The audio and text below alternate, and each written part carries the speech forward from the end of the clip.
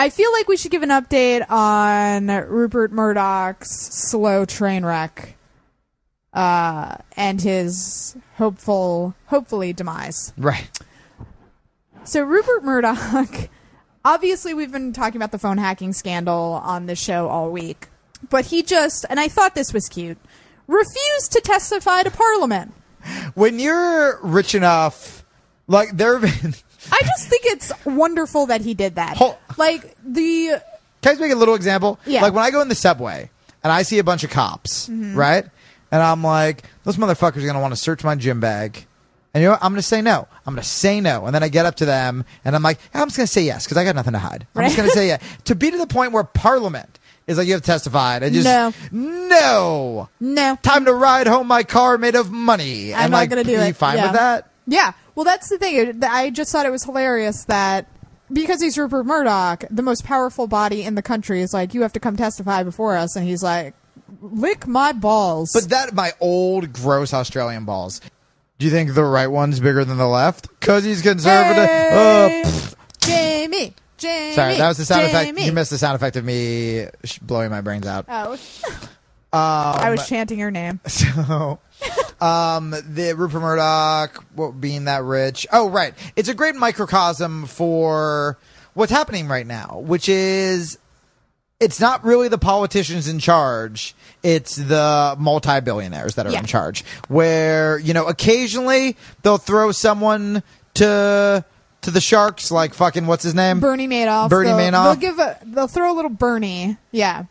Throw a little Bernie into the ocean to be like, hey, settle down, everybody. Which, don't get me wrong, Bernie Madoff was a colossal asshole and deserved to go to jail, but so did everyone who works for Goldman Sachs. Exactly. Okay.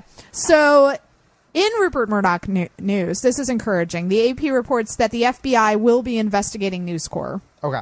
So this is very encouraging because one of the first stories that broke about the whole phone hacking scandal was that the News of the World had tapped the phones of 7/7 victims. But then it came to light that they also tapped the phones of 9/11 victims' families. And that's when the shit hit the fan. So that, involves the United States, so obviously the FBI has to get involved. And several Congress representatives have called for investigations into News Corp's practices. So this is really encouraging. It's good stuff. But I think Progress had a story that, even though they are mired in a scandal right now, News Corp is seeking New York State to sign off on a $27 million no-bid contract. What? So they're already in so much trouble. I mean, Gordon Brown called them a criminal enterprise. Gordon Brown, the former prime minister. Yes. In the UK. And also a phone tap victim. Tappy. The News of the World was spying on him.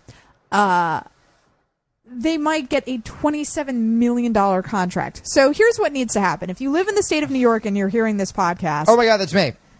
Yeah, we have to do this. What do we do? Contact your representatives and say to oppose this deal. What it is, the specifics of it is, it's a $27 million no-bid contract to Wireless Generation, an education firm specializing in testing that is owned by News Corp itself. So the company's name is Wireless Generation. And just call your representative and say that they should oppose the deal. Should I call right now on the air? Maybe after the show. All right.